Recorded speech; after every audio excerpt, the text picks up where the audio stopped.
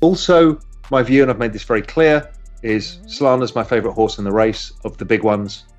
This is a new digital economy, and it's an emerging market, and it's the fastest growing market we've ever seen. People still begging and praying for their bear market, which obviously happened in 2022. I just don't get why people can't see that it was priced in back then. What we had in 2022 was the rate cycle, inflation, consumer discretionary spending, and all assets went down. And long duration assets, crypto technology, went down the most. The growthy end of technology was down 70-odd%. Crypto was down 70 to 80%.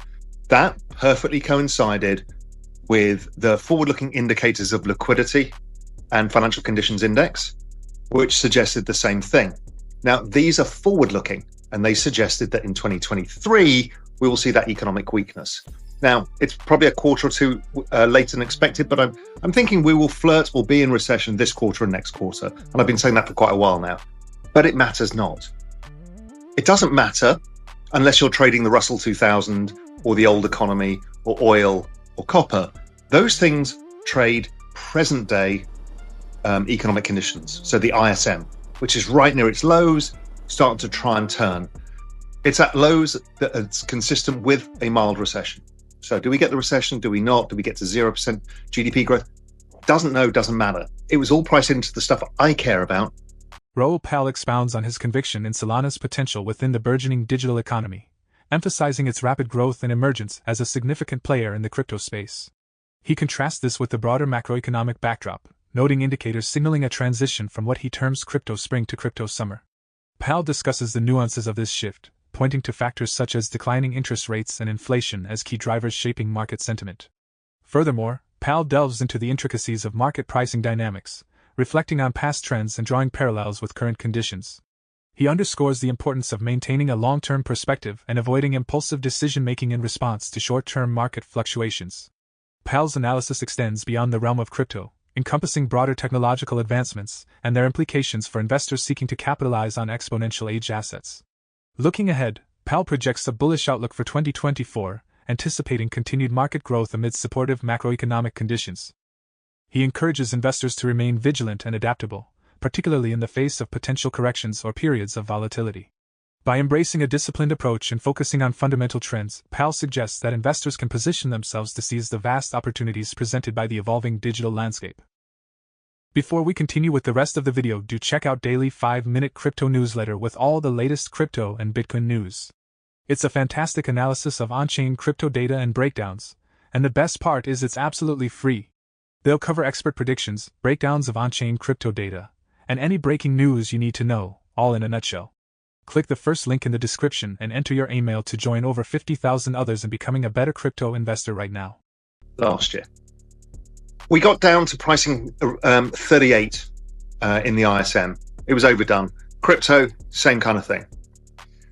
So as liquidity turned, I started recommending buying markets. It was first ETH in June. That was the first one to bottom of 2022. And then October, November, December, crypto and technology stocks. And basically, I've been long and adding ever since in all of that. Where we are today, Nasdaq's up almost 50%. The exponential age technology basket, when I look at it, it's up 63%. And crypto has gone bananas. Bitcoin's up 119, ETH's up 63, and Solana's up 500%. So pretty good. And exactly in line what I've been imagining, which is macro spring. Macro spring and crypto spring are the same thing because macro is crypto. I've explained all the way through. These are not different things. Spring, what is spring like? Spring is one day it's raining, next day it's sunny, then there's frost, then it's getting warmer, then you think it's going to be amazing. You get your t-shirts out and then it's freezing cold again. That's what spring is like. That's exactly what macro spring is like and crypto spring. So we saw spring and we saw choppiness, sideways ranges, a squirt up in the beginning, then slowed down, and then we're now getting into late spring. Late spring, we're starting to see what I refer to as the banana zone, which is this massively positive end of year phase.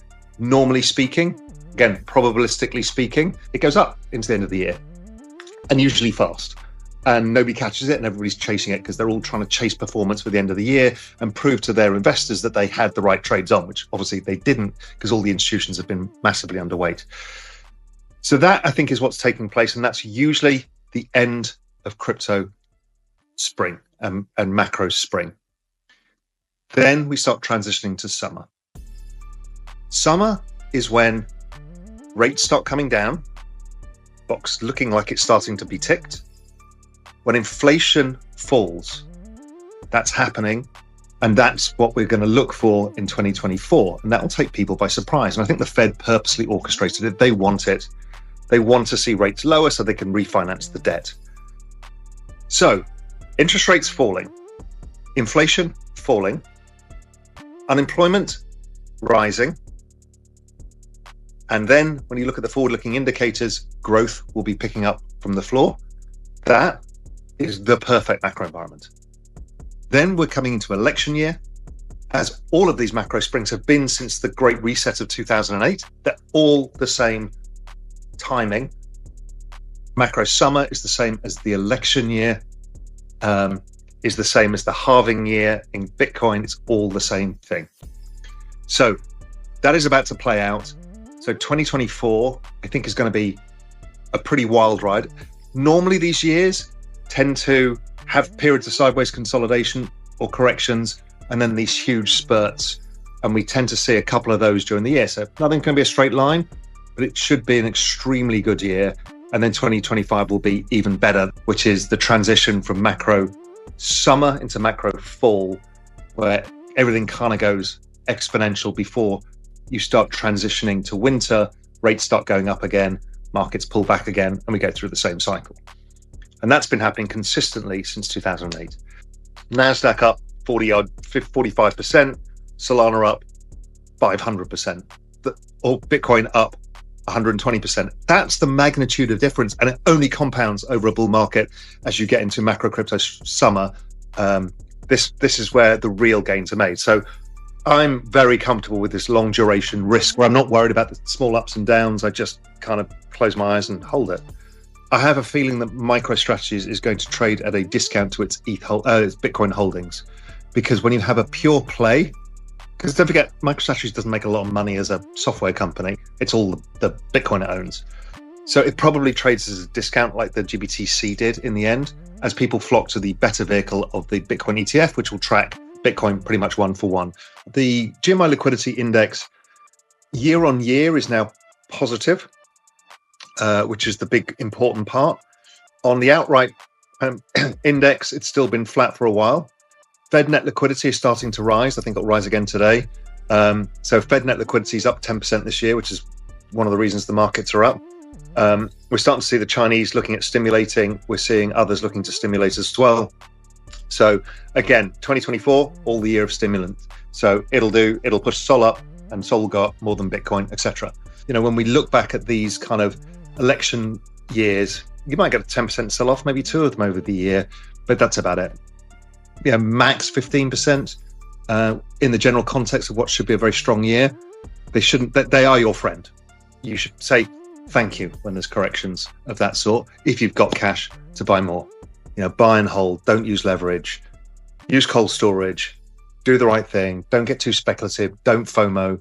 This is the biggest opportunity we've ever been given. I've said that all the way from 2020 onwards, and in fact I said it all the way back in 2012. It's the biggest macro trade of all time. And if you're not a crypto person, technology is one of the biggest opportunities we've ever been given, the exponential age. Assets do price in recessions, just some are forward-looking and some are present day and some are backwards-looking. Housing, backwards-looking. Commercial real estate will be backwards-looking. Those are delayed assets. We're seeing that in the crypto land, where NFTs, pretty much as I predicted, bottomed last month and month before, because they lag the ETH economy by about 15 months, much like housing and other stuff lags the traditional economy.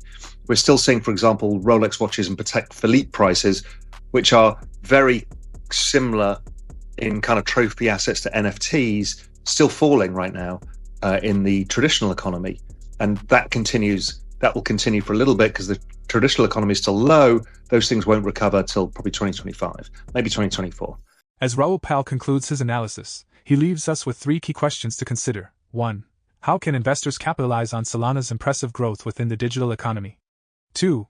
What strategies should individuals employ to navigate the transition from crypto spring to crypto summer effectively?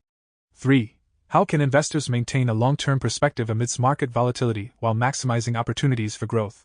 By reflecting on these questions and Raoul Pal's insights, you can gain valuable perspectives on navigating the complexities of the financial landscape and positioning themselves for success in the evolving digital era. For more Daily Dose Crypto news, check out these 2 awesome videos on your screen. Click now and we will see you on the next video.